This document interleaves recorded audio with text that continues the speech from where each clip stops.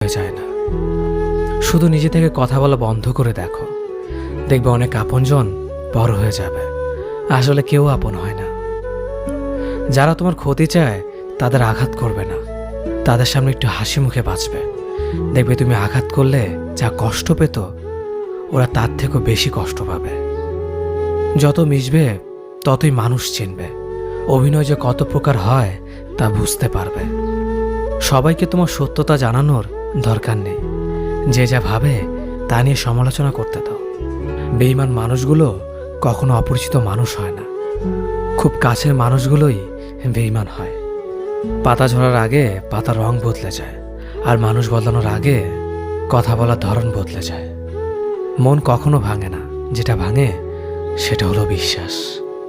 কেউ যদি তোমার সাথে কথা বলা বন্ধ করে দেয়, তাহলে বুঝে নিও তোমার পিছনে তারা তোমার নিন্দা করা শুরু করে দিয়েছে।